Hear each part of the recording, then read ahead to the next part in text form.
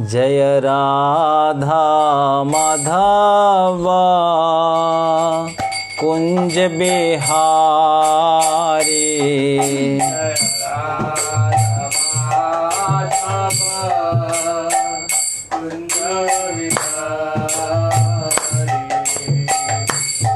जय राधा माधवा कुंज बिहारी।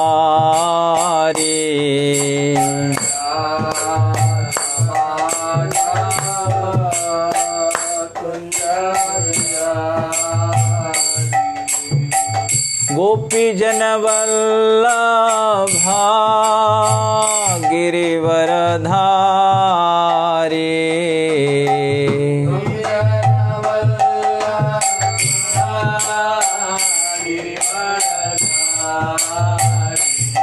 जय गोपी जन वल्लभा गिरिवरधारी।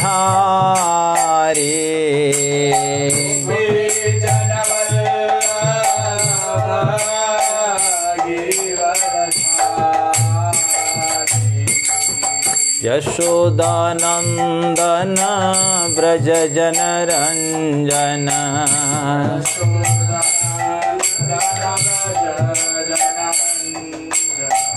यशोदानंदन ब्रज जन रंजन।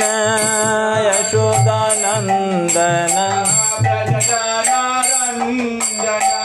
यशोदानंदन ब्रज जन रंजन।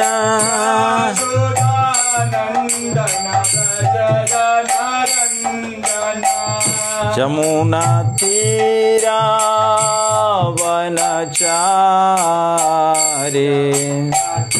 हरि जय राधा माधवा कुंज बिहारी।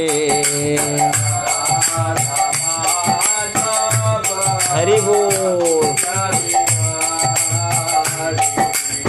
जय राधा माधव कुंज बिहारी।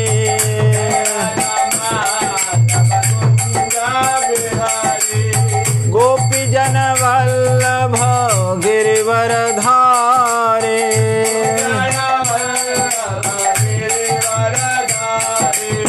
गोपी जन वल्लभ गिरिवरधारी।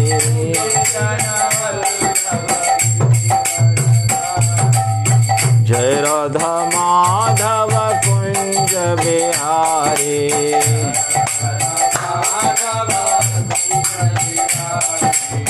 हरे कृष्णा कृष्णा कृष्णा हरे हरे।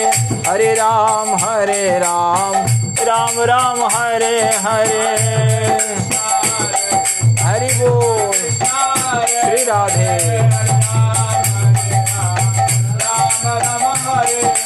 हरे कृष्ण कृष्ण कृष्ण हरे हरे। हरे राम राम राम हरे हरे। हरि बोल।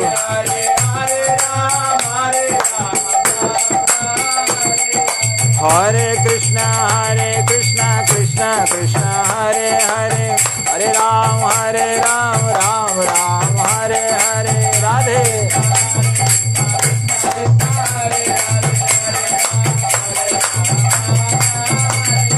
हरे कृष्ण कृष्ण कृष्ण हरे हरे।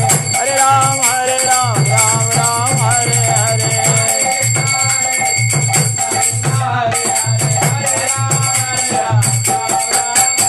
जय राधा श्याम सुंदर राधा श्याम सुंदर राधे।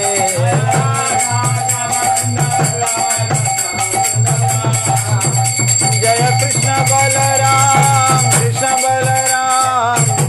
बलराम जय जय कृष्ण बलराम।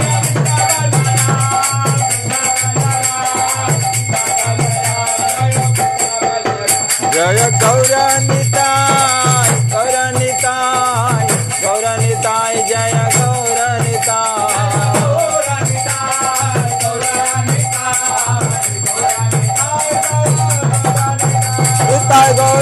बोल हरि बोल हरि बोल हरि बोल बोल हरि बोल हरि बोल हरि बोल।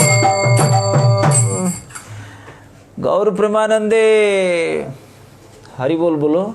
हरि हरि बोल। जय ओम विष्णुपाद परमहंस परिव्राजकाचार्य अष्टोत्तरहत श्रीमद् भक्ति वेदांत स्वामी श्रील प्रभुपाद महाराज की जय। अनंत कोटि वैष्णव वृंद की जय।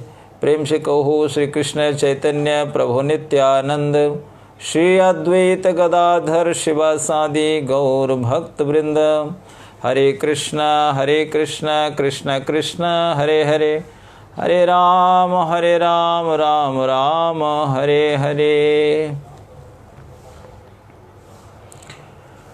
ओम नमो भगवते वासुदेवाय। नमो भगवते वासुदेवाय। ओम नमो भगवते वासुदेवाय।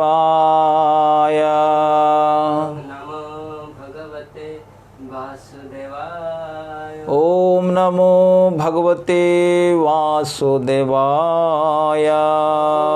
नमो भगवते वासुदेवाय।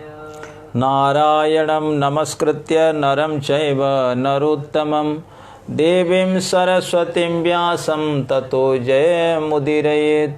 मूकं करोति वाचालं पङ्गुं लङ्घयते गिरिं यत्कृपातमहं वन्दे परमानन्दमाधवम्।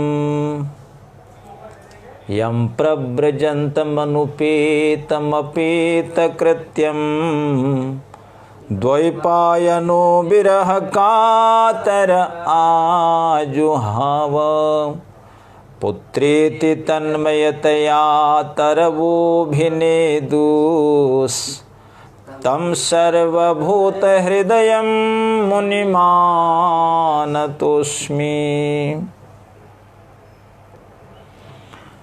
पादौ यदीयौ प्रथमो द्वितीयौ तृतीयतुर्यौ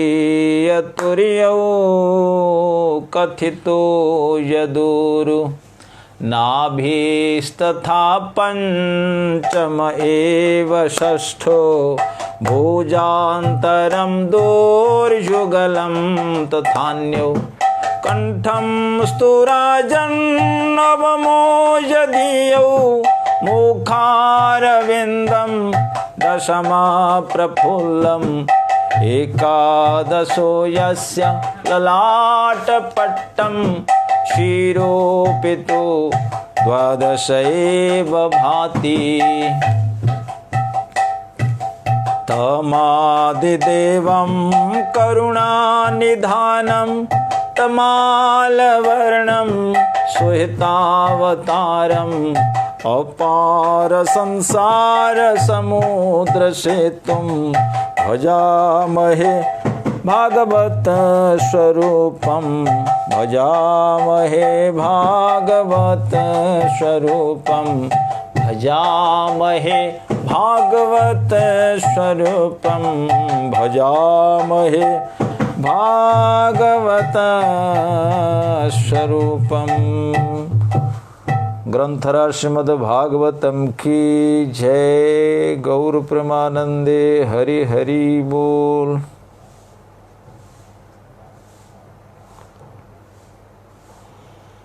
ओम अज्ञानतिमिरान्धस्य ज्ञानाञ्जनशलाकया चक्षुरुन्मीलितं येन तस्मै श्रीगुरवे नमः। हरे कृष्ण। अखिल रस सिंधु दीनबंधु दया सिंधु भक्तवत्सल भक्तवांछा कल्पतरु रास रासेश्वर राजराजेश्वर गोपी प्राणधन नंदनंदन भगवान श्री कृष्ण चंद्र की महती कृपा करुणा से जीवन का सर्वोच्च लाभ हो भगवत सेवा भगवत प्रेम प्राप्ति अर्थम उनके अभिन्न वांग्मय स्वरूप श्रीमद् भागवत के आश्रय में श्री वृंदावन धाम में हम आप सब यहाँ उपस्थित हुए हैं। ये हम सब के लिए परम सौभाग्य की बात है। इलेक्ट्रॉनिक्स मीडिया के माध्यम से जितने भी भक्तजन इस कथा को सुन रहे हैं और आगे चल के सुनेंगे, आप सभी को मैं साधुवाद देता हूँ। आप सबका अभिनंदन और आप सबको नमन हम करते हैं। ये भागवत अत्यंत पुण्यमयी ग्रंथ हैं, आशीर्वादात्मक ग्रंथ है, अभिन्न कृष्ण है। तेनेयं वाङ्मयी मूर्ति ही प्रत्यक्षा वर्तते हरि ही। चैतन्य भागवत में कहा गया, भागवत पूजले से कृष्ण पूजा है, भागवत श्रवण पठन भक्तिमय। भगवान श्री कृष्ण के विग्रह की पूजा जैसे की जाती है, ऐसे ही भागवत की पूजा की जाती है। और भागवत की पूजा कृष्ण पूजा में कोई अंतर नहीं मित्रों। इसलिए हम सब परम भाग्यशाली है। चैतन्य महाप्रभु के एक पार्षद, नाम था उनका प्रद्युम्न मिश्रा। महाप्रभु ने उनसे कहा, मिश्र जी रामानंद जी के पास जाकर भागवत कथा सुनो, क्योंकि प्रद्युम्न मिश्र गए थे महाप्रभु से कथा सुनने। महाप्रभु ने उनको प्रोत्साहित किया और सत्य बात कही, मिश्र जी कृष्ण कथा सुनने में आपकी रुचि हो रही है, ये तुम्हारा भाग्य है। कृष्ण कथाए तो मां रुचि, तुम्ही भाग्यवान। जार कृष्ण कथाए रुचि से भाग्यवान। मिश्र, कृष्ण कथा में आपकी रुचि है, आप अतिशय भाग्यशाली हो। जिस किस का भी आग्रह होता है, जिस किस की रुचि हो जाती है कृष्ण कथा में, वो भी भाग्यशाली है। अतः आप सभी अत्यंत भाग्यशाली हो। भारत भूमि में मनुष्य जन्म पा करके भागवत कथा जो सर्वोच्च भक्ति अंग है, भागवत कथा का श्रवण भक्ति का नियम है मित्रों। इसी से भक्ति आगे बढ़ती है। श्रवण कीर्तन जले करे सेचन। आप सबका पुनः हम स्वागत करते हैं, अभिनंदन अभिवादन। आइए प्रसंग में प्रवेश करते हैं। कल आपने सुना था, परीक्षित महाराज जी ने अनेक संहार लीला सुनने को उपरांत अपने गुरु और अंतिम समय भागवत कथा उन्हें सुनाने गंगा के तट पर आए हैं। व्यास नंदन श्री शुकाचार्य जी महाराज, शुक्राचार्य नहीं, शुकाचार्य सुखदेव गोस्वामी आए हैं। अनेक मुनि ऋषि महर्षि विप्रर्षि राजर्षि अनेक अनेक साधु संतों के मध्य गंगा तट पर बैठे हुए हैं। लगभग 5 दिन अतिक्रांत हो चुके हैं।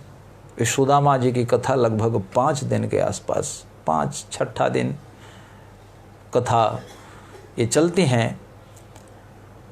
परीक्षित महाराज ने कहा, भगवान कोई भगवान श्री कृष्ण की मधुराति मधुर लीला सुनाइए। परीक्षित महाराज जी ने सुखदेव गोस्वामी को उत्साहित किया, हे गुरुदेव, नेत्र, कान, जिह्वा, त्वचा, नासिका, ये 5 ज्ञानेन्द्रिय, वाक्, पाणी, पाद, पायु, उपस्थ, ये 5 कर्मेंद्रियां, ये 10 इंद्रियां और मन, इनका एकमात्र प्रयोग है भगवान श्री ब्रजेंद्र नंदन की सेवा है।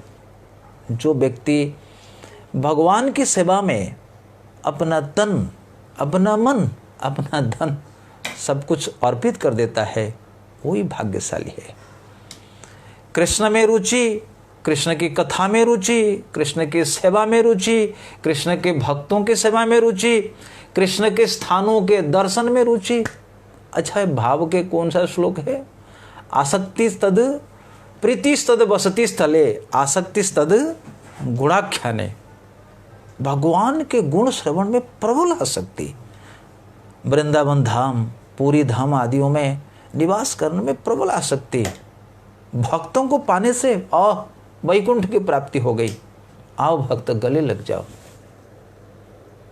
कैसा भाव। महाप्रभु से जब भक्त मिलते थे वहाँ पर कोई गंगा यमुना को बुलाना नहीं पड़ता था, भक्तों के नेत्रों से गंगा यमुना की धार छूटती थी। भक्त मिलन और भक्त विरह दोनों समय अपूर्व आनंद, अपूर्व आनंद। चैतन्य महाप्रभु जब अपने भक्तों के साथ मिलते थे वो आनंद केवल वही जाने, वो आनंद। इसलिए परीक्षित महाराज ने कहा, गुरुदेव अंग अंग ये खून की एक बूंद शरीर के भगवान की सेवा में अर्पित हो जाए, यही है। मित्रों, आपने कथा सुनी, आपका अनुभव क्या है? 5 दिन कथा श्रवण के बाद परीक्षित महाराज जी को जो अनुभव हो रहा है, यही अनुभव सब भक्तों को होना चाहिए। क्या अनुभव है? अर्जुन ने कथा सुनी, गीता व्याख्या के बाद अर्जुन ने कहा, मानो भगवान पूछेंगे, अर्जुन तुम्हारा रियलाइजेशन क्या है? क्या अर्जुन ने कहा? ना, क्या कहा? नष्टमोह स्मृति लब्ध्वा त्वत्प्रसादात् मयाच्युत स्थितोस्मि गत संदेह करिष्ये वचनम तव। हे प्रभु, मेरा मोह नष्ट हो चुका है कि नहीं? ये प्रैक्टिकल है। किसने कथा सुनी, मान लीजिए आपने कथा सुनी, साइनाइड खाने से आदमी तुरंत मरता है, और आपने कथा सुनने को उपरांत जाकर साइनाइड खाने लगे, क्या सुनना हुआ? ये सुनना हुआ? आपने कथा सुनी कि भाई अमुक जगह में कोरोना संक्रमण फैल रहा है, तो वहां पर नहीं जाओगे, वहां से आप परहेज रखोगे। तो जो नहीं करना है सुनने से वो व्यक्ति नहीं करता है, जो करने योग्य है वही करता है। भक्ति की विधि और भक्ति के निषेध। अर्जुन को गीता श्रवण के बाद रियलाइजेशन ये हुआ, नष्टम मोह। मैं जो सोचता था ये मेरे भाई, ये मेरे दद्दा, ये मेरे जेठ है, ये सब है, इनको मार कर हम कैसे जिएंगे, सारा भ्रम था। कृष्ण, संपूर्ण गीता सुनने के बाद मेरा एक अनुभव, केवल तुम मेरे हो, मैं तुम्हारा हूं। इस संसार में मैं किसी का नहीं हूं, मेरा भी कोई नहीं है। रियलाइजेशन परीक्षित महाराज जी को 5 दिन कथा सुनने के बाद एग्जैक्टली, क्योंकि वो पांडवों का दायाद उत्तराधिकारी, सेम। अर्जुन कहते, नष्ट मोह स्मृति लब्ध्वा त्वत्प्रसादात्, आपकी कृपा से, हे अच्युत, आपकी दया से, आपकी अनुकंपा से मेरी बुद्धि का जो मोह, मेरी बुद्धि का जो भ्रम, मेरे बुद्धि में जो अज्ञानता थी, वो सारा का सारा समाप्त हो गया। उन्हीं के परिवार में परीक्षित महाराज, परीक्षित अर्जुन के पौत्र, परीक्षित महाराज जी के पिता अभिमन्यु, अभिमन्यु के पिता अर्जुन, तो परीक्षित महाराज जी पौत्र लगते हैं पांडवों के, और उनके पितामह अर्जुन। तो अर्जुन का जो पंथ, पौत्र का वही पंथ है। पौत्र भी कहा, हे गुरुदेव, मैंने अनुभव कर लिया। सुखदेव गोस्वामी ने पूछा, क्या अनुभव किया? कल अपने श्लोक में सुना था, सावाग्जया तस्य गुणान गृणीते करौ च तत् कर्म करौ मनश्च स्मरेद् वसंतं स्थिर जंगमेषु शृणोति तत् पुण्य कथा सकर्णः। आपका स्वरूप का अनुभव करना, जड़ में, चेतन में, प्रत्येक प्राणी में महाप्रभु की आज्ञा है। जीवे सम्मान दिवे जाने कृष्ण अधिष्ठान। आप मंदिर बनवाते हो, बहुत अच्छा है, आप धन्यवाद के पात्र हो, लेकिन तुम्हारा मंदिर को जिसने बनाया और बना करके वो स्वयं विराजमान हुआ, इसको अनुभव करना ये धन्याति धन्य है। जीवे सम्मान दिवे, प्रत्येक जीव को आदर देना चाहिए। क्यों? क्या समझ करके आदर देना चाहिए? जानी कृष्ण अधिष्ठान, कृष्ण इज सेटिंग प्रत्येक जीव में, चींटी में, हाथी में, शेर में, भालू में, तुम्हारे में, तुम्हारे पड़ोसी में, तुम्हारे दोस्तों में, तुम्हारे दुश्मन में। परीक्षित महाराज जी को अनुभव। मित्रों, आपने कथा अनेक सुनी। लोग हमसे कहते हैं प्रभु जी हम तो अनेक सप्ताह कथा सुन लिए, करते हो क्या? वही गाय भैंस, वही सानी पानी, वही माया मोह ना। कथा वही है जो तुम्हारे दुख को हमेशा के लिए मिटा दे। व्यथा, संसार का दुख हमेशा हमेशा के लिए खत्म। परीक्षित महाराज कहते हैं सारी इंद्रियां आपकी सेवा में। सुखदेव गोस्वामी प्रफुल्लित हुए, प्रमोदित हुए। वाह परीक्षित, तुम्हारा अनुभव पक्का अनुभव है। This is the final realization, पक्का अनुभव। भागवत एक कथा सुनने के बाद यदि व्यक्ति अनुभव कर लेता है कि ये प्राण, ये मन, ये काया तुम्हारे लिए है। भागवत धर्म का महान श्लोक कौन सा है वो? कायेन वाचा मनसेन्द्रियैर्वा बुद्ध्यात्मना वानुसुत स्वभावात् करोति यद यद सकलं परस्मै नारायणायेति समर्पयेतत्। बस उसने कथा सुन लिया, एक श्लोक। जो भी हम करते हैं कृष्ण के लिए। Krishna, my life is for you, my activities for you, my mind, my thoughts for you. In my mind, in my words, in my physical activities, except you nothing. Sukhdev Goswami Narad मुनि के शिष्य, शुक के शिष्य, शौनक के शिष्य, वो हमारे जैसे नालायक नहीं होते। छोटे छोटे बालक को नारद जी ने दे दिया उपदेश, वो बड़े बड़े हो गए। ध्रुव को मंत्र दिया, प्रहलाद क्या नहीं हुए। सुखदेव गोस्वामी परम प्रसन्न हुए। वासुदेवे भगवती निमग्न हृदयो, उनका मन कृष्ण में आविष्ट हो गया। मित्रों, राग भक्ति के एक लक्षण है कृष्ण आविष्टता। दो लक्षण हैं। पहला लक्षण क्या है? एक तो आवेश होना, इष्टे गाढ़ तृष्णा। भक्ति के, राग भक्ति के दो लक्षण है।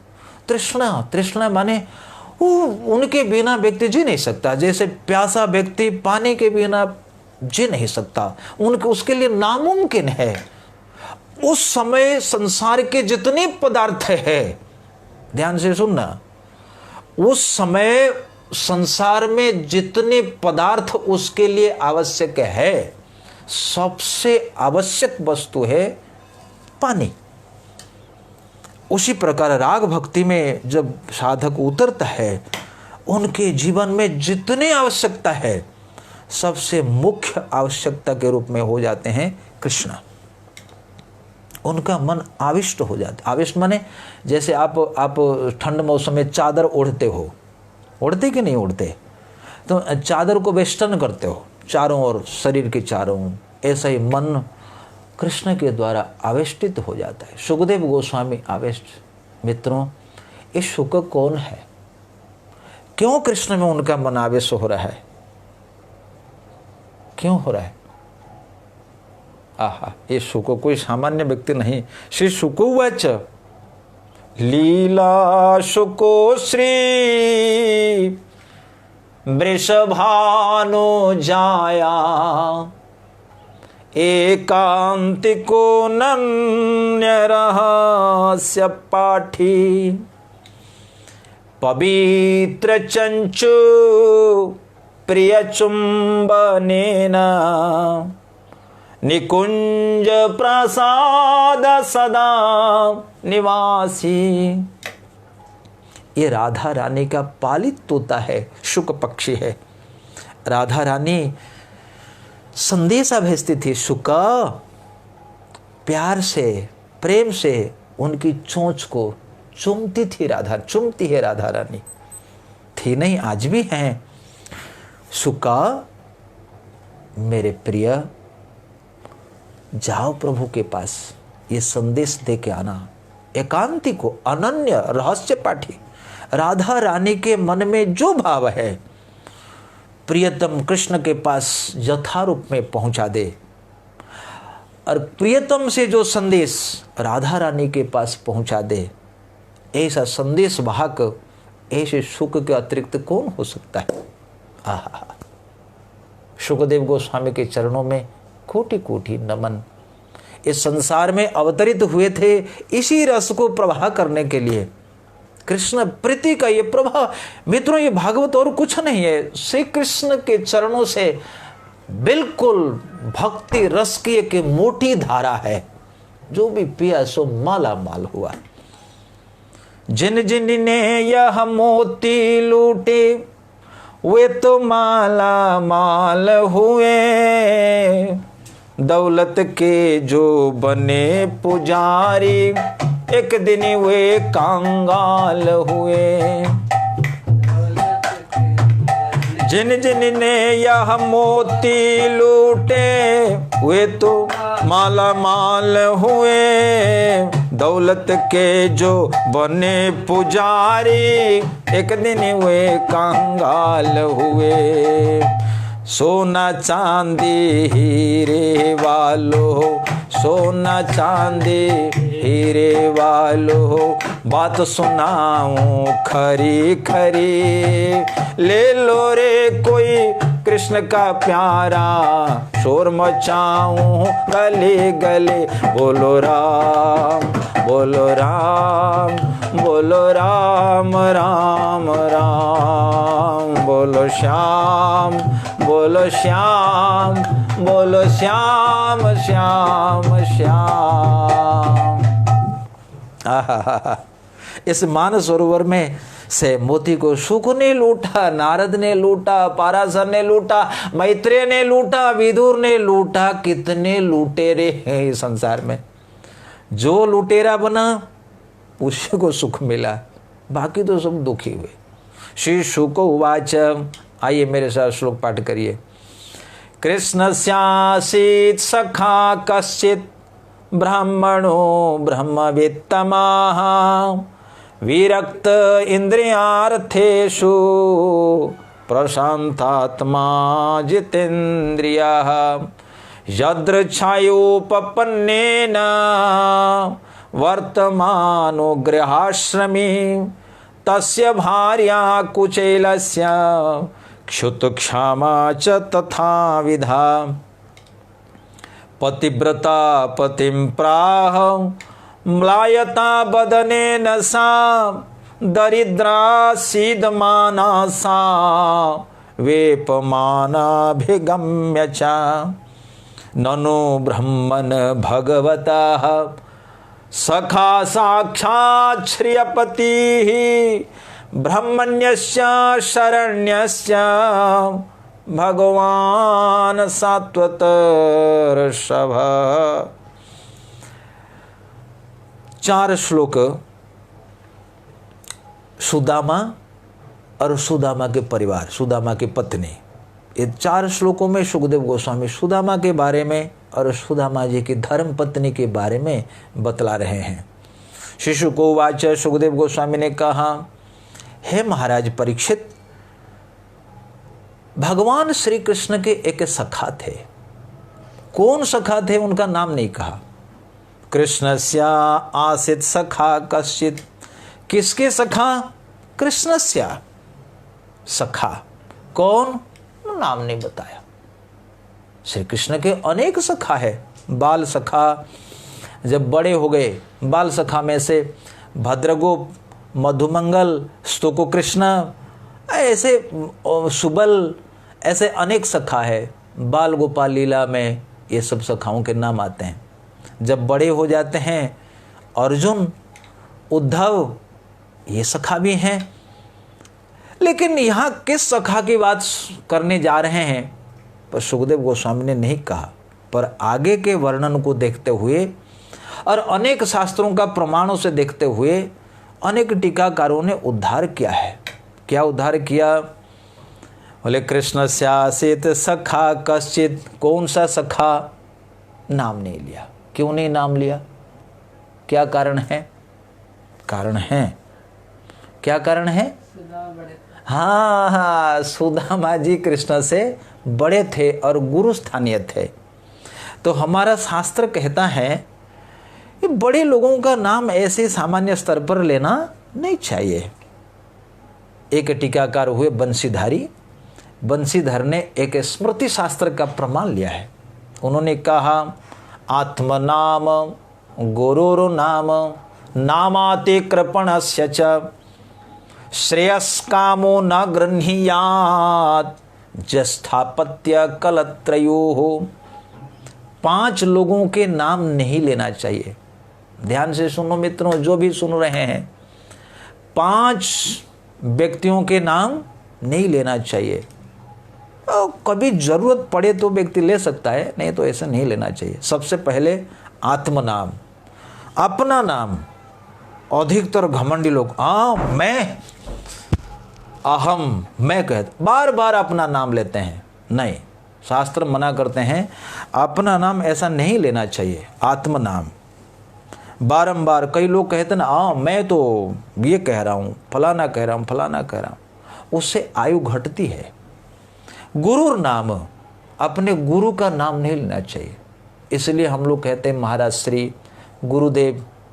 कोई भी व्यक्ति गुरु का नाम नहीं लेता। आचार्य, हमारे भारत में ये संस्कृति है, आचार्य देव, गुरुदेव, महाराज जी, ऐसा करके कहते हैं। नाम अतिकृपणस्य च, किसी कृपण व्यक्ति का नाम भी नहीं लेना चाहिए। ऐसा नहीं, मना किया गया शास्त्र में। जो अपना कल्याण चाहता है।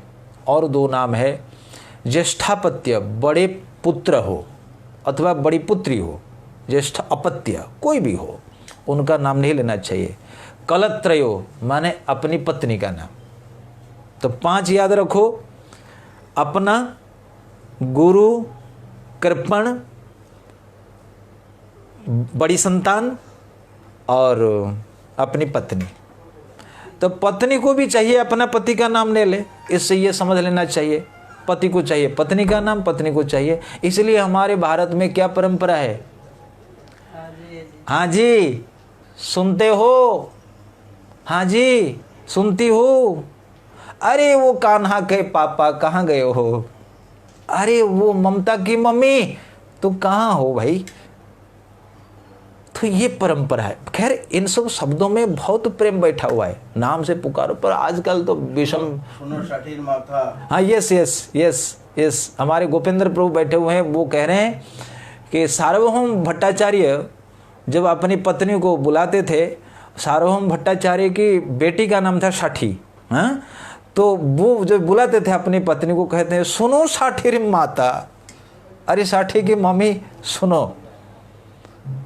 तो इस तरह से परंपरा है। सार्वभौम भट्टाचार्य जैसे मूर्धन्य पंडित और कौन हो सकता है?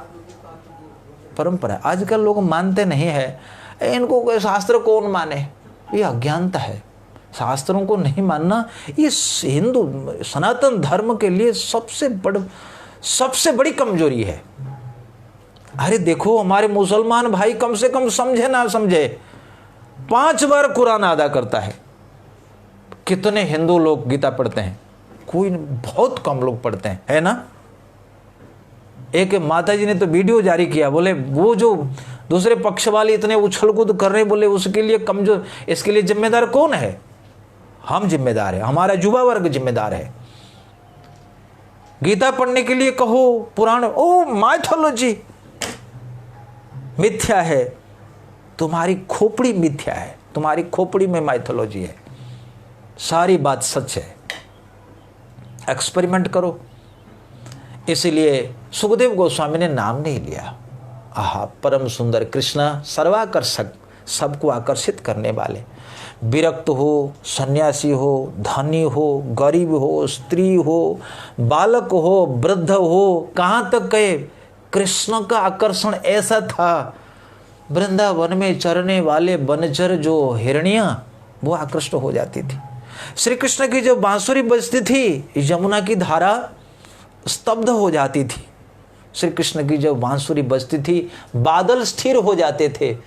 श्री कृष्ण की जब बांसुरी बजती थी, गौएं, पशु चारा चरते थे, वो घास, वो कबल मुख में बस चित्रलेखा सी खड़े होकर के श्री कृष्ण की बांसुरी की धुन सुना करते थे। ये आकर्षण जो सबको आकर्षित करे अपने ओर, उन्हीं का नाम है कृष्ण।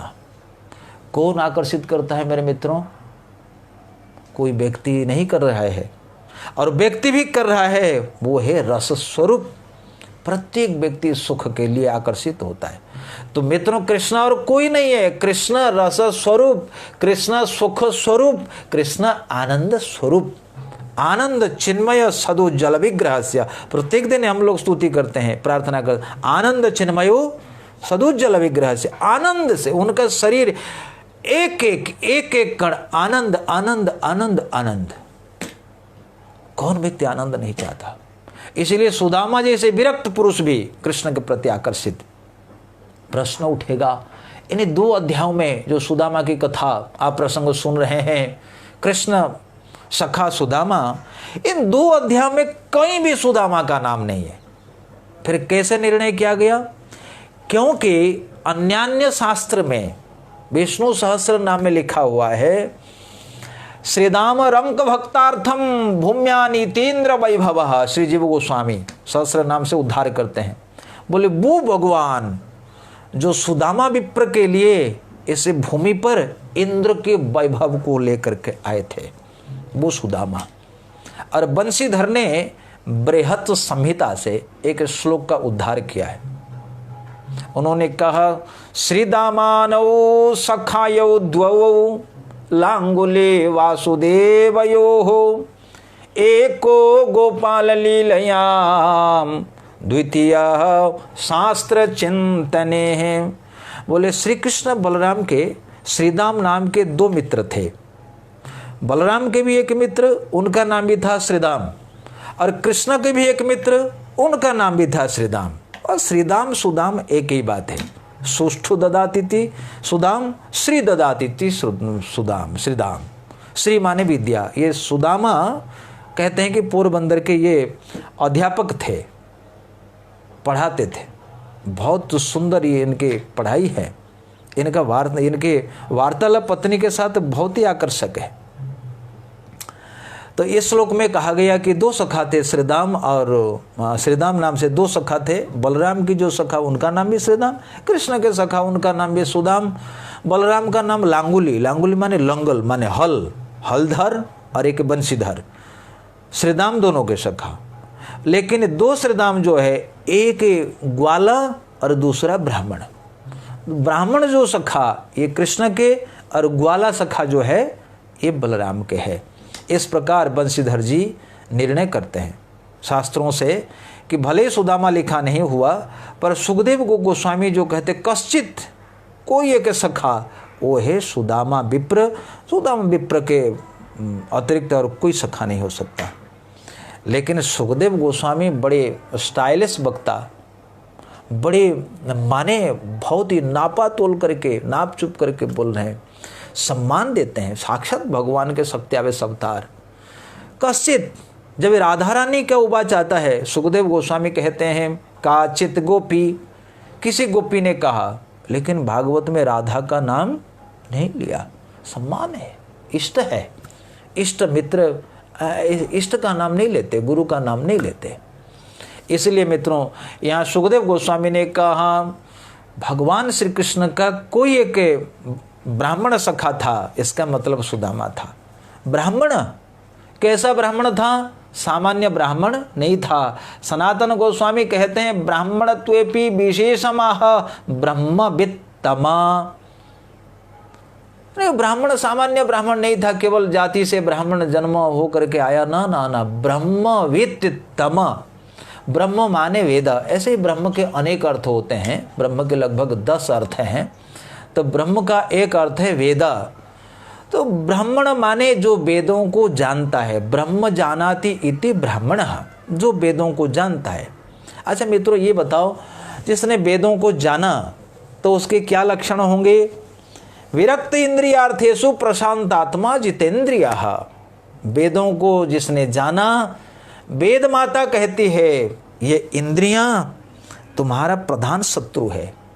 अब जो वेदवेत्ता होगा, जो वेदवित होगा, वेदवित्तम होगा, ये वेदवित नहीं है, ये वेदवित, वेदवित्तर, वेदवित्तम, ये सुपरलेटिव डिग्री यहाँ प्रयोग हुआ है।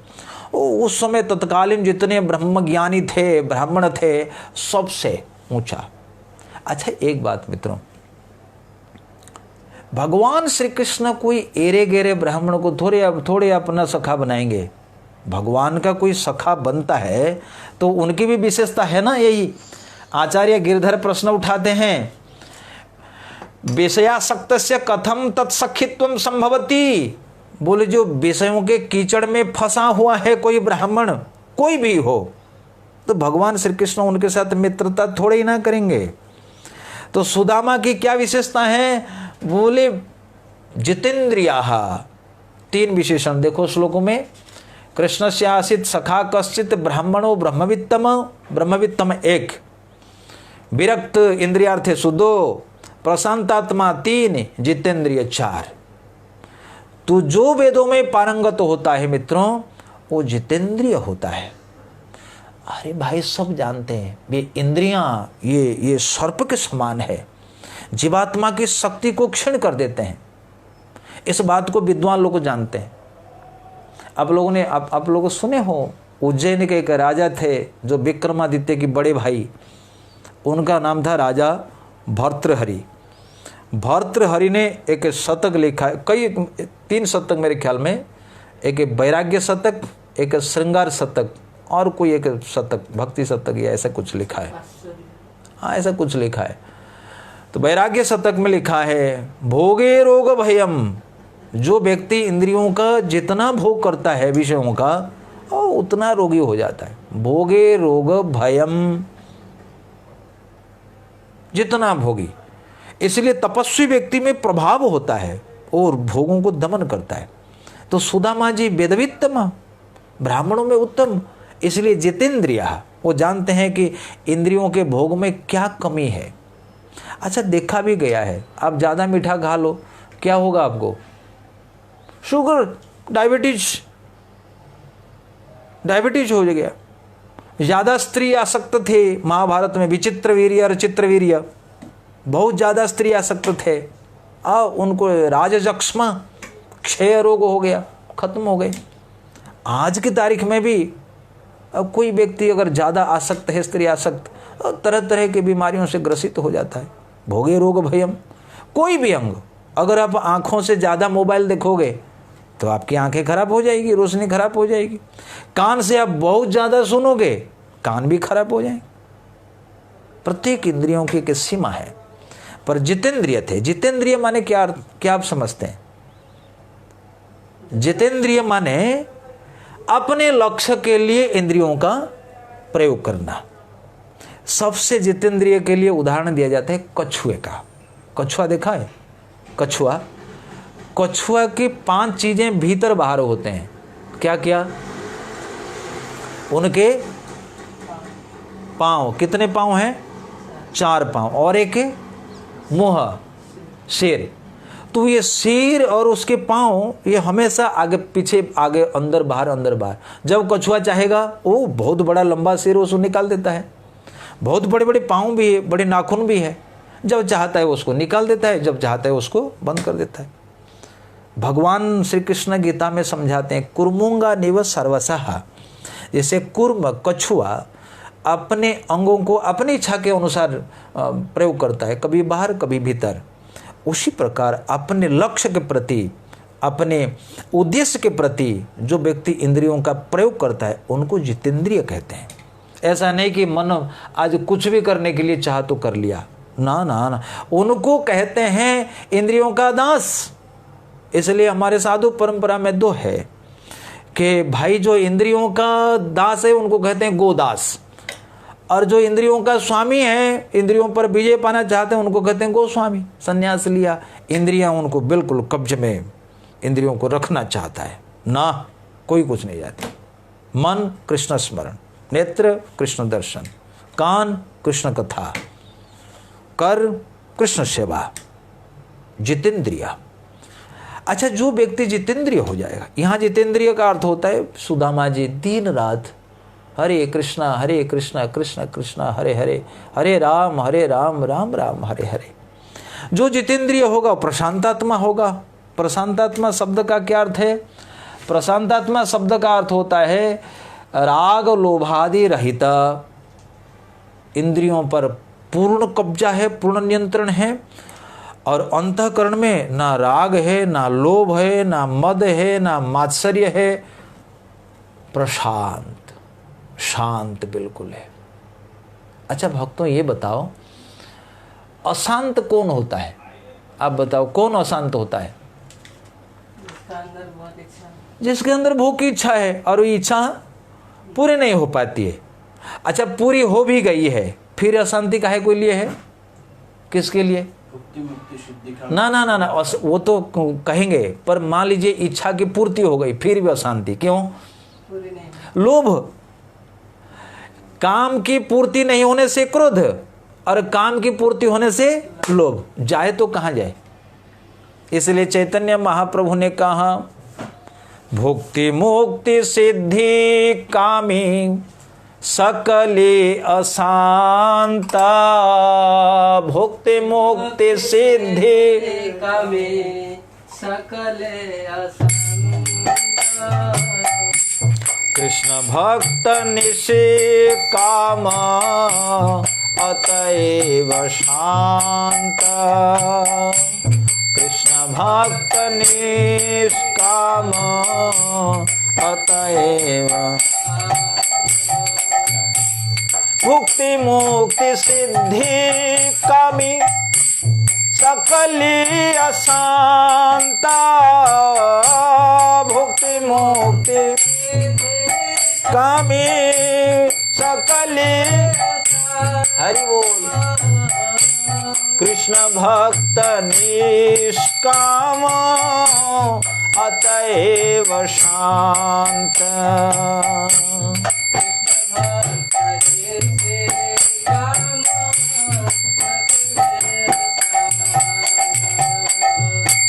कृष्ण भक्त निष्काम। भुक्ति मुक्ति सिद्धि ये सारे अशांत भोग। भोग क्या चाहते? अनंत प्रकार के भोग, ये चाहिए वो चाहिए वो चाहिए वो चाहिए, अशांत। जिंदगी खत्म हो गई, उसकी आशा नहीं मिटी।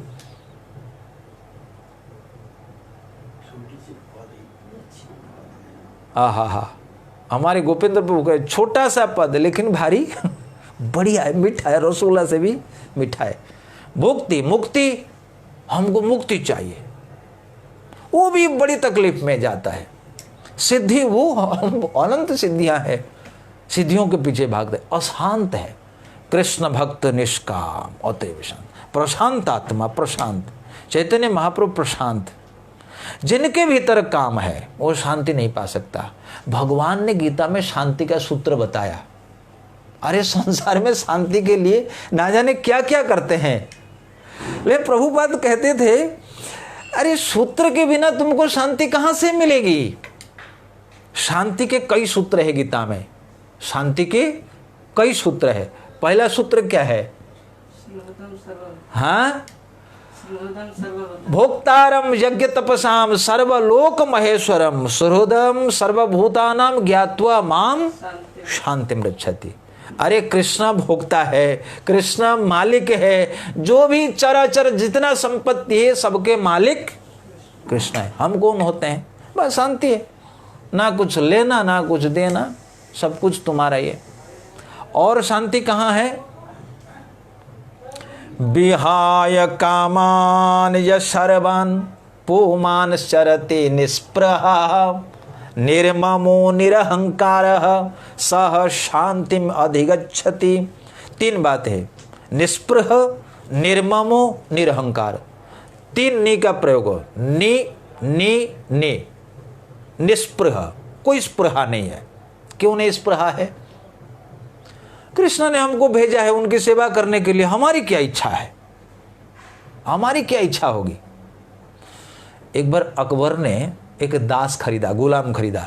ये सच्ची घटना है, कहानी नहीं। गुलाम खरीदा।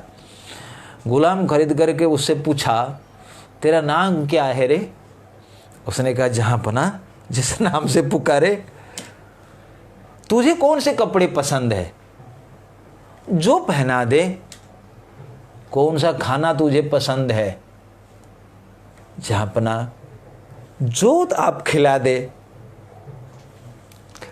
आखिर तुझे क्या पसंद है? गुलाम कहता है, जहांपना, अगर किसी का पसंद अपसंद हो फिर ये गुलाम कैसा है?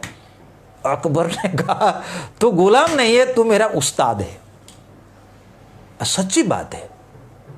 अगर अपनी इच्छा हो, वो कैसा गुलाम, कैसा दास है? कैसा दास है?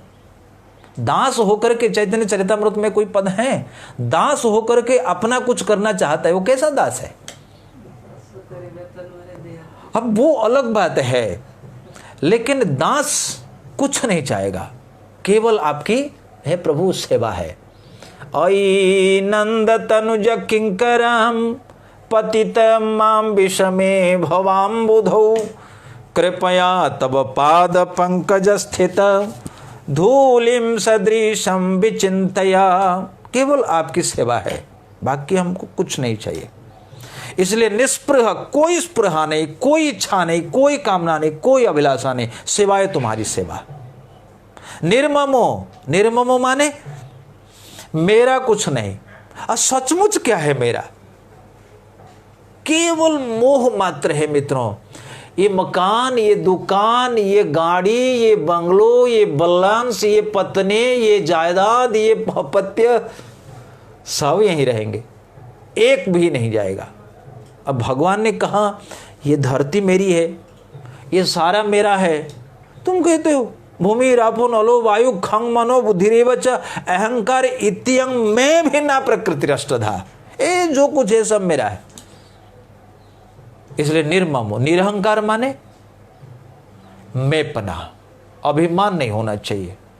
तो देखो, ना मैं है, ना मेरा है, ना कोई स्पृहा है, वही व्यक्ति शांति को प्राप्त करेगा। ये नंबर 2 प्रिंसिपल। नंबर 3, एक प्रकार से प्रकारांतर में सब एक ही बात है। आपूर्यमाणम अचल प्रतिष्ठम समुद्रमापः प्रविशन्ति यद्वत् तद्वत् कामानि यः प्रविशन्ति सर्वे सशान्तिमप्नोति न काम कामी। बोले काम कामी, काम कामी शब्द का अर्थ होता है एक कामना की पूर्ति हुई, दूसरा काम, दूसरे काम की पूर्ति हुई, तीसरा काम, तीसरे काम की पूर्ति। ना ना ना, उसको शांति नहीं मिलेगी।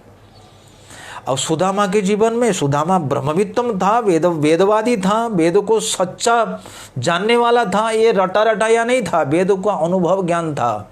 ब्रह्म जानाति इति ब्राह्मण, अनुभवी था, भक्त था, इसलिए जितेंद्रिय था। जितेंद्रिय होते ही उनके जीवन में शांति आई। कई लोग, प्रभुपाद जी जब विदेश गए थे तो जो हिप्पी थे, हिप्पियों ने कहा वी वांट पीस।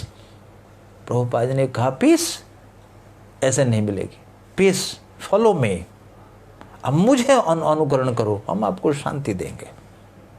इंद्रियों के पीछे दौड़ने वाला शांत नहीं होता। आप अपने, अच्छा देखा कभी सचमुच मरुभूमि में मरीचिका, राजस्थान तो आप गए होंगे, गर्मी में सचमुच पानी दिखता है, जिससे लगेगा कि बहुत अट्रैक्टिव सागर है। वो ठंडा ठंडा पानी रोड में देखा, रोड पर दिखा, गाड़ी चलते समय वो पानी दिखाई वो एकदम बहुत अट्रैक्टिव लगता है। गर्मी, इतनी गर्मी, धधकती जो गर्मी है, लू चलता है, उसमें लगता है कि जाके कूद जाए, गाड़ी के साथ कूद जाए। सो धधकती गर्मी में जब वो मृग देखता है कि वो आगे पानी, उसका विवेक तो नहीं होता, मनुष्य विवेक है, वो समझ जाता है, वो भागता हुआ गहरी मरुभूमि में चला जाता है, प्राण खत्म। इसलिए प्रशांत नहीं हो पाता, मृत्यु को प्राप्त होता है। पर सुदामा प्रशांत आत्मा, विरक्त इंद्रियार्थेषु, इंद्रियों के अर्थ माने विषयों के संग्रह में बिल्कुल कोई रुचि नहीं थी, कोई रुचि नहीं थी। देखिए कृष्ण भक्त के कितनी योग्यता है। एक श्लोक में जितेंद्रिय, प्रशांतात्मा, इंद्रियार्थेषु विरक्तः, ब्रह्मवित्तम, तब ना भगवान श्री कृष्ण का सखा बना। अच्छा मान लीजिए प्रशांतात्मा, जितेंद्रिय सब कुछ है, तो उसकी एक्टिविटीज क्या है, क्या करता है? कोई व्यक्ति कहेगा मैं स्वस्थ हूं, लेकिन दिन रात बेड पर पड़ा हुआ है, क्या आप उसको स्वस्थ मानोगे? नहीं मानोगे। एक्टिविटी होना चाहिए। प्रभुपाद जी कहते थे आप भक्त हो, क्या एक्टिविटीज है? आप माया से पार चले गए हो, आपकी कार्य प्रणाली क्या है, आप क्या करते हो? तो सुदामा जी के लक्षण है यद्र छायापन्नेन वर्तमान गृहाश्रमी। बोले जो भी अपने भाग्य से मिलता था उसी से अपनी घर गृहस्थी चलाते थे। जद्र छाया माने भाग्य से, वो बहुत ज़्यादा भागदौड़ नहीं करते थे। कोई व्यक्ति वो रियल एस्टेट बनाते चला जा रहे, वो कहेगा मैं तो प्रशांत है। हाँ तेरी का कोई प्रशांत नहीं है, वो बड़ा दुखी है। जो भाग्य में मिला, भाग्यवादी नहीं है। पर आप जानते हैं रूप गोस्वामी ने भक्ति के विनाशक के 6 बात बताई।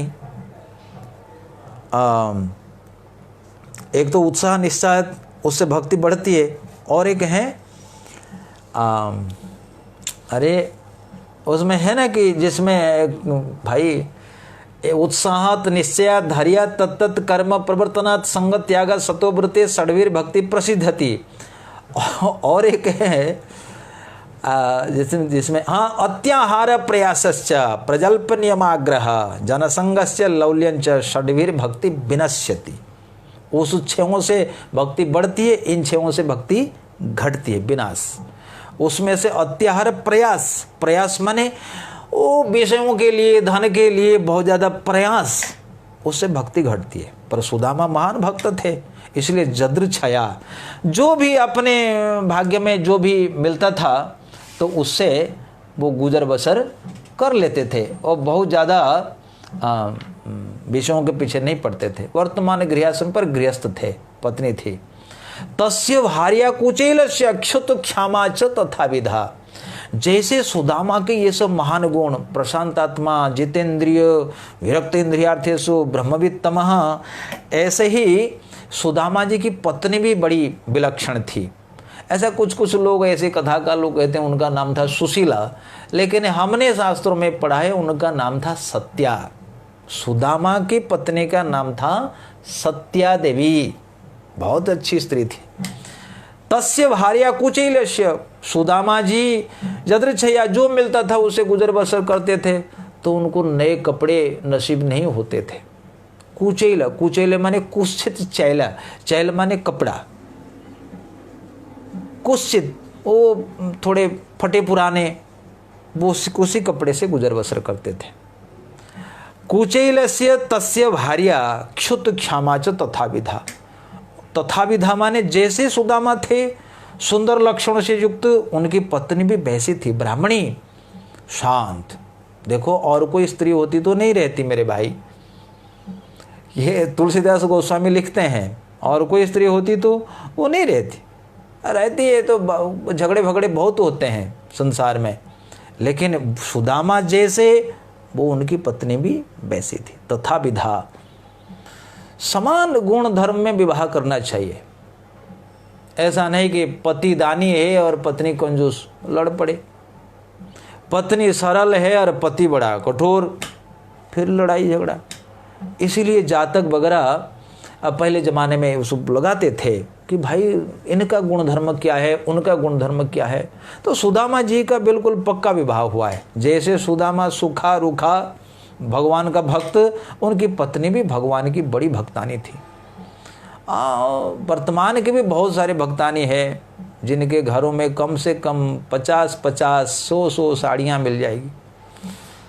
बहुत अच्छा है, बहनों पर भक्ति करो।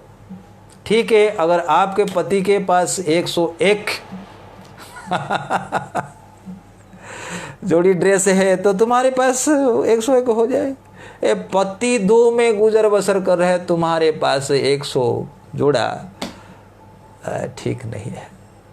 उनको ही कष्ट होता है। तथा विधा होना चाहिए। जैसा पति, पति का अनुसरण करने वाली ही पत्नी कहलाती है। क्षुत क्षमा, क्षुत माने क्षुधा, क्षमा माने पतला। बोले क्षुधा से वो भी दुबली पतली थी। श्रीधर स्वामी ने बड़ा अच्छा भाव दिया है। तथा विधा कुचैला, वो सुदामा भी फटे पुरानी पहनते थे, सत्या भी फटी पुरानी पहनती थी। क्षुत क्षमा यत किंचित संपन्नम अन्नम तस्मै परिविश्य स्वयं क्षुधा जीर्णा। वो सत्या देवी के चरणों में हमारा कोटि कोटि कोटि नमन।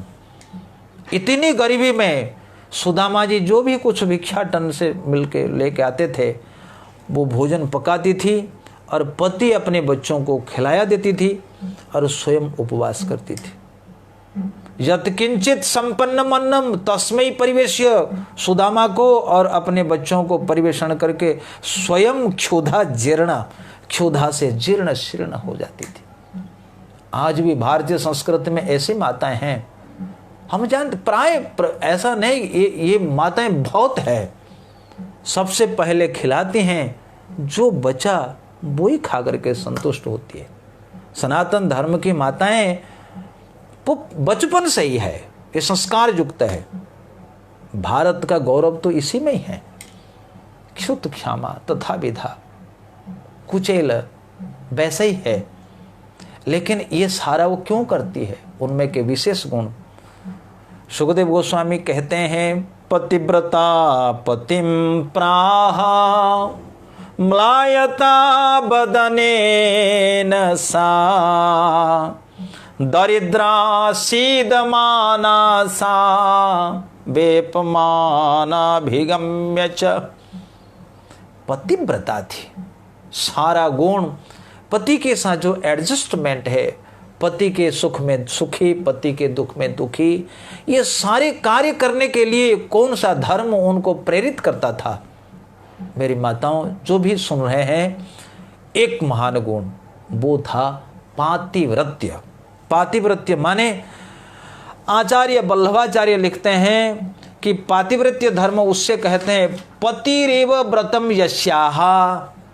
बोले जिनका व्रत है पति, आप इनको समझो, कभी प्रचार में जाओगे जरूरत पड़ेगी। ये अनेक माताएं अनेक व्रत करती है। सोमवार व्रत, मंगलवार व्रत, बृहस्पतिवार व्रत, बुधवार व्रत, 7 बारों में 14 व्रत।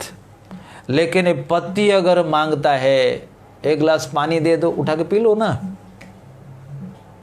सारे व्रत करती हो पर इन सारे व्रतों का कोई महत्व नहीं हुआ। वल्लभाचार्य कहते हैं पतिरेव व्रतम यस्याहा, जिनका केवल एक ही व्रत है, पति ही है। पति का सुख, पति की सेवा, इसका व्रत, और कोई व्रत नहीं, कोई व्रत करने की आवश्यकता भी नहीं है। हमारे गुरु महाराज कहते हैं एक ही व्रत है स्त्रियों के लिए और बड़ी सरलता से वो भव संसार से पार हो सकती है, केवल पातिव्रत्य। अनेक अनेक स्त्रियां हुई हैं और जिन्होंने सारे व्रतों को किया, पातिव्रत धर्म का पालन नहीं किया, उनकी क्या प्रशंसा हो रही है। और जिन्होंने कोई व्रत नहीं किया, केवल पातिव्रत धर्म किया, उनकी कहाँ निंदा हो रही है? कहीं नहीं। मंदोदरी की कभी निंदा होती है जबकि उनका पति था रावण? निंदा कभी हुई है? तारा की कभी निंदा हो रही है? कभी नहीं। ये जो पतिव्रता थी, इनके सब एक से अधिक पति वाले सब थे। ये पति वाली थी। अहल्या, द्रौपदी, कुंती, तारा, मंदोदरी तथा पंचकन्या स्मरत नित्यम महापातक नाशनम। अहल्या, उनके पति का नाम था गौतम, पर इंद्र ने उनका सतीत्व भंग किया था, पर उनका मन पति पे था। द्रौपदी 5 पति, कुंती 4-5, तारा 2, सुग्रीव बाली, मंदोदरी, विभीषण से फिर बाद में विवाह किया रहा। ये है। गांधारी महान सती, तुलसी महान सती, इनका सब नाम है शास्त्रों में। पतिव्रता, पतिम्प्रा, ये पतिव्रता धर्म, केवल पतिव्रत।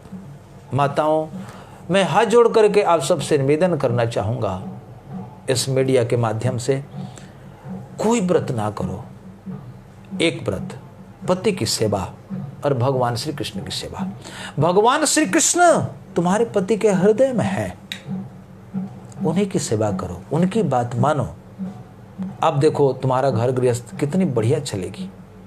पतिव्रता, शास्त्र में केवल एक पतिव्रता।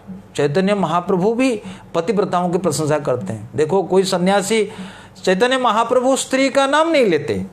सुखदेव गोस्वामी जो परम विरक्त, जन्म से ही घर से बाहर निकल के चले गए, वो इस स्त्री की प्रशंसा क्यों करते हैं? पतिव्रता कोई सामान्य स्त्री नहीं होती है। महाभारत में वर्णन आता है, पतिव्रता एक ब्राह्मणी, उसी पातिव्रत्य के बल पर उसमें इतनी शक्ति आ गई, इतनी शक्ति आ गई उनकी, वो सबके मनोभाव को पढ़ लेती थी। वो महाभारत में वर्णन आता है कई बार, कई सती अनुसुईया का नाम भी आता है। कुष्ठी विप्रेर रमणी पतिव्रता शिरोमणि, पतिर लागे वेश्यार कैल सेवा, है ना। स्तंभिल शरीर गति जियाइल निज पति, तुष्ट कैल मुख्य तीन देवा। पद्म पुराण की कथा चैतन्य महाप्रभु कहते हैं, एक स्त्री थी जिनका पति कोढ़ी था, कोढ़ी, दिन ना तो वो सेवा करती थी। एक दिन उनके मार्ग होकर के एक कोई वेश्या, कोई वारंगना गई जो देखने में बहुत सुंदर थी। ये कोढ़ी जो था उनकी दृष्टि उन पर पड़ी, आसक्त हो गया, जिद पकड़ा, मुझे वो चाहिए। और उनकी स्त्री जाकर गुप्त भाव से उनकी सेवा करती है, सेवा करके उनको प्रसन्न करती है। उन्हीं की आज्ञा लेकर पति को लेकर के जाती है उनके पास।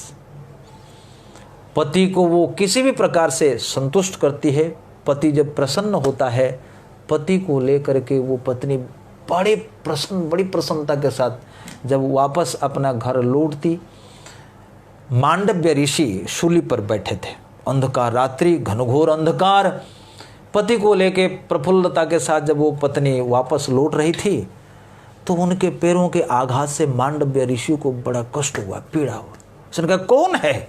ध्यान के बल से जान लिए ये पत्नी बहुत ही प्रसन्न होकर के अपने पति को लेकर के जा रही है। मांडव्य ने कहा, अच्छा अपने पति को लेकर के इतना घमंड करती हो, मैं श्राप देता हूं, काल तुम्हारा नहीं देखेगा, तुम्हारा पति कल का सूर्योदय नहीं देखेगा। कैसे पतिव्रता रमणी सह सकती थी? उसने कहा, जिस पति के लिए मैंने वेश्या तक की सेवा करी, उस पति प्राण है। उसने कहा ठीक है ऋषि। उन्होंने बहुत अनुनय विनय किया सबसे पहले, लेकिन उन्होंने माना नहीं। उन्होंने कहा, हे ऋषि प्रवर, हे 10 दिशाएं, हे देवगण, हे भगवान नारायण, हे शिव शंभु, सारे देवादेवियों को साक्ष्य मानकर मैं ब्राह्मणी आपको कहती हूं, यदि मैं सच में पतिव्रता हूं तो मेरी बात सत्य होगी, कल प्रातः काल सूर्य का उदय ही नहीं होगा। स्तंभिल सूर्य गति, 7 दिन 7 रात बीत गए, संसार में हाहाकार हुआ, क्या होगा? प्रलय हो जाएगी। तो अंततः तीनों देव ब्रह्मा विष्णु महेश आते हैं, हे देवी आप अपना वचन वापस लौटा लो। मेरा पति, कोई बात नहीं, आप वचन वापस लौटा लो, आपका पति मर जाएगा और हम उनको जीवित कर देंगे, और हम 3 देव हैं।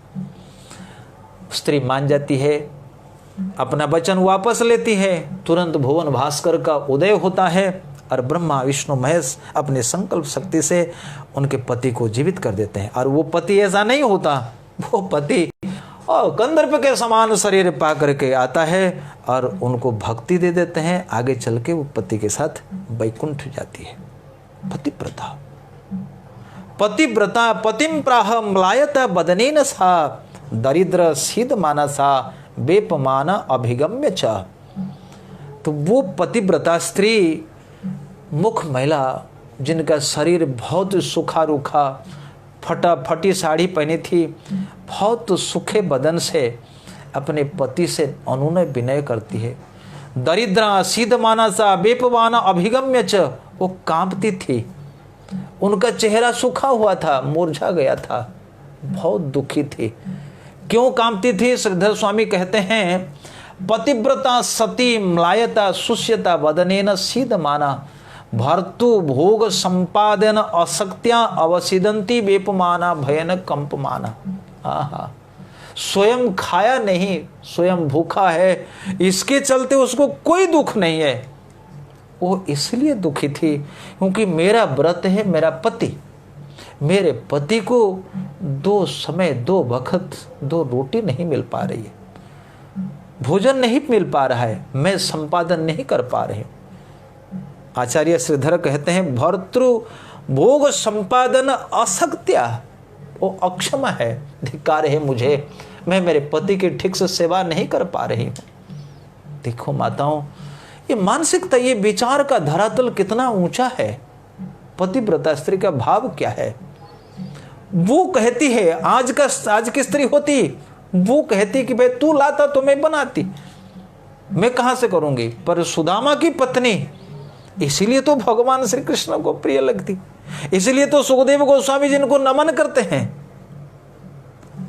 भर्तृभोग, मैं आपकी सेवा ठीक से नहीं कर पा रही, इसलिए उनका चेहरा मुरझाया गया था, सूखी रूखी हो गई थी, दरिद्रा दुखी हो रही थी और कांप रही थी। हाय मेरे भाग्य में क्या होगा, क्यों ऐसा हो रहा है, मैं क्या करूंगा। आचार्य वल्लभाचार्य बहुत बढ़िया भाव देते हैं। क्या भाव देते हैं? बोले पति ही एकमात्र जब व्रत हैं, उनका भोग संपादन करना जीवन का परम ध्येय है।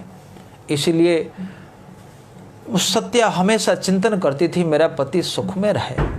इसीलिए एक दिन सत्या ने कहा, हे ब्राह्मण, एक बात मेरी मानो। सुदामा ने कहा, कहो प्रिय, आज तक मैंने तुम्हारी कोई भी बात नहीं टाला, कहो। तो सत्या कहती है, ननु ब्रह्मन् भगवता सखा साक्षात् श्रियपतिः ब्रह्मण्यश्च शरण्यश्च भगवान सात्वतार्षभः। हे प्रभु, आप भगवान लक्ष्मीपति के सखा हो, आप ब्राह्मण हो, भगवान श्रीपति के आप सखा हो, और वो ब्रह्मण्य हैं, शरणागत वत्सल हैं, भक्त वत्सल भगवान है। आप उनके पास जाओ।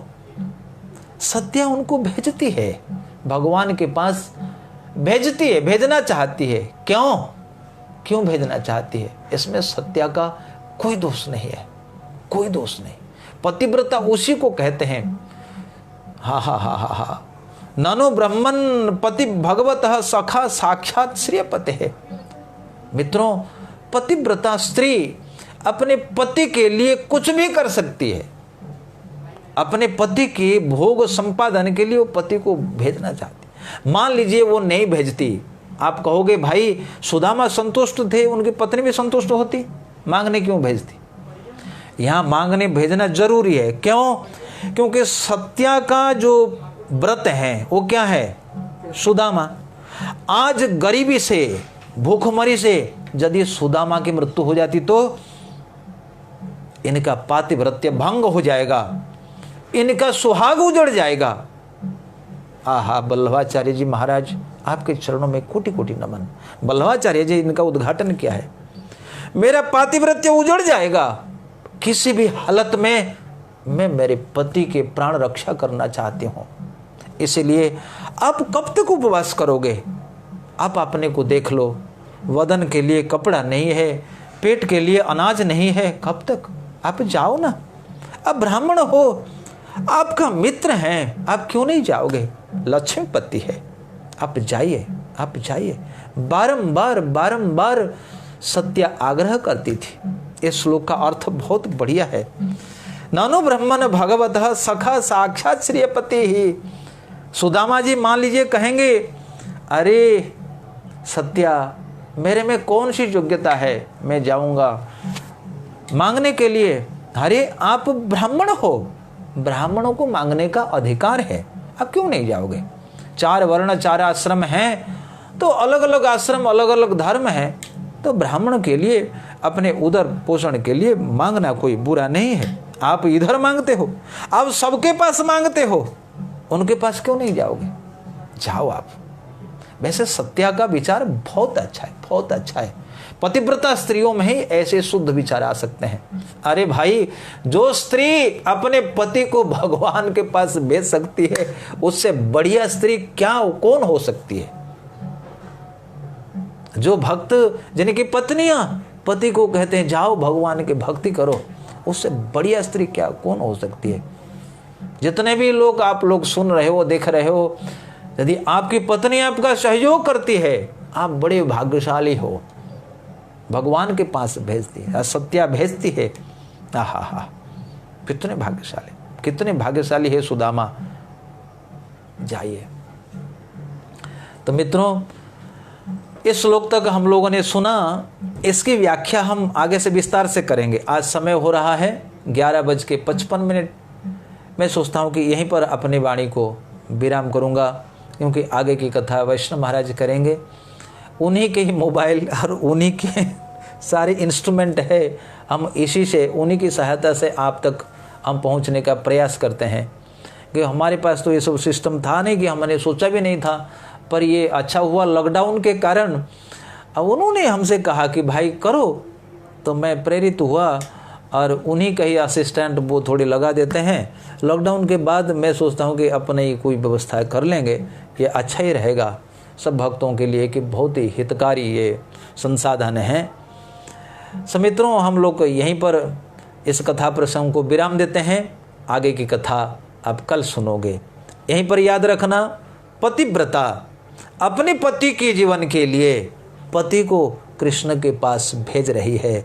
और क्या क्या तर्क, पति और पत्नी में क्या संवाद और क्या विवाद, सुदामा जी कितने राजी होंगे, सत्या कितने उनको प्रभाव डालेगी, तो ये कथा आप कल सुनोगे। वैसे ही सत्या बहुत अच्छी है, किसी भी हालत में कैसे भी तर्क करके वो सफल हो जाएगी। और सुदामा जी अंत राजी हो जाएंगे कि नहीं सत्या, तुम्हारी बात माननी होगी।